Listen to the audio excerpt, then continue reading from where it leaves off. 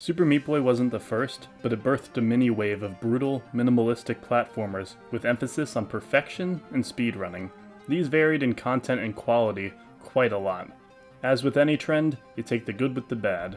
And boy, do we take the bad today on this video, because I'm gonna tell you about Phoenix Rage, the worst case of imitation and the video game equivalent of eating a stale hamburger. Wikipedia describes it as a cross between Meat Boy and Flappy Bird of all things. Does this title have what it takes to stand toe-to-toe with Super Meat Boy, or even its divisive sequel? Well, despite the enormous praise I've given it so far, I have to confess, I have some issues with this game. Phoenix Rage differentiates itself in a couple of stark ways from its skinless descendant. On top of having unlimited vertical and horizontal movement, there's an arcade with several minigames, and the dark world is lazy. I'll get to that.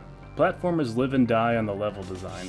You can give me Mario's moveset from Odyssey, which is a feat in its own, but if the stages themselves aren't fun to transverse and run around in, your enjoyment will stay very surface level. At first, I was pretty enamored with the idea of being able to dash and jump as many times as you want. Seeing how much farther Meat Boy can leap and wall bounce than Mario had me excited at the possibilities, giving us the right tools to put us at the cruel imagination of the level designers. Just imagine the potential for having near limitless movement. Well, turns out basically enabling God mode for your platformer surprisingly gets rid of all interesting sense of risk, discovery, and capacity for stage design. Because Phoenix is as unbound and free of consequence as a verified Twitter account, all potential, creativity, and opportunity for interesting levels are completely thrown out the window. Regardless of your feelings on Super Meat Boy Forever, you only needed to play the game for a little bit to see how the auto-running restriction reinvigorated the team's passion and interest in level design, coming up with clever ways to play on/expand off of the player's new limitation, putting them on interesting detours and teasing them with waypoints they can't tread in one pass. Love it or hate it, it was a mechanic that they did something with. Phoenix Rage does nothing to justify its moveset, and to be honest, I'm not sure there was much at all they could have done. It'd have been one thing if you had 3, maybe even 4 jumps you could pull off in a row. Stages at least could have been much more spread out, but your character is so unconfined, so unrestricted in their freedom, that the level designers had no way to tailor a path or chart a difficult layout for the player without flooding it with boogers or making super congested hallways. I really hope you like boogers and congestion, because that's what you're going to be dealing with 90% of the time. I understand that their hands are tied in a lot of instances since there's next to no risk gameplay-wise, but I refuse to believe this is the only thing anyone could come up with. It doesn't take long until you start to get the impression that these devs don't really understand what made Meat Boy great.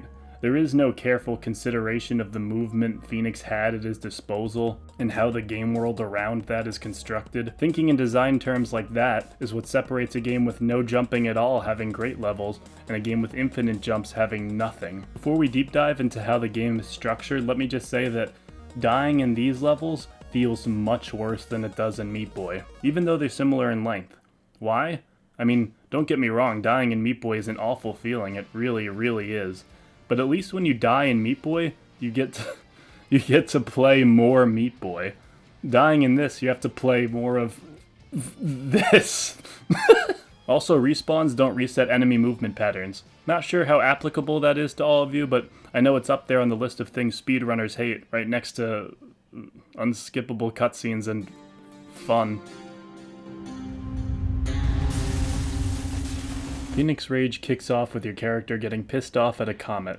Much like the levels themselves, this town, the people, and this story are disregarded as an afterthought. You start off in the Red Forest, one of 4 different tile sets that mask the same awful obstacles and level items. The initial feeling of excitement you had when discovering a new world in a platformer, or any game for that matter, is gone here. You aren't going to learn some new mechanic or see an exciting obstacle, and yes, I'm aware that while sparse there are some new ones throughout the game, like these portal gates, but it's almost as if the development team went out of their way to use these in the most annoying, aggravating way possible. You never get that VVVVV style, oh that was neat, or oh that was well made feeling at all. It's all filler, no killer. And because of that, doing a world-by-world breakdown of this game is pointless. If you've seen one, you've seen them all. So, allow me to skip forward. There are 2 saving graces in this game, albeit small ones. One is the boss battles. Most of Phoenix Rage's bosses give you nice, wide open areas to dodge projectiles and dash across the screen. And it was one of the few moments I didn't feel compromised in my versatility. It's weird, the less design there is in these places, the more the more fun it is. The second saving grace is the challenge mode you unlock halfway through the story. After beating the 4th world, you'll get access to a new difficulty that limits the amount of jumps and dashes you have, which is actually pretty neat. You'll have to think fairly carefully about when to spend that last jump you have to get past that booger near the blue block at the end. It's a neat addition that doesn't save the game, not by a long shot. You'll still have to traverse the same uninspired stages, but it gives it some much needed risk that it was lacking before. There's a second thing you unlock after beating the 4th world though, and that's the Dark World stages. These harder, more demanding versions of levels differ in a couple of ways from how they functioned in both Meat Boy games. For one, as I just mentioned, you do not unlock them just for getting a good clear time. You'll have to suffer across 4 different worlds before you can even see them, and you'll have to see them, because they are a part of the main game.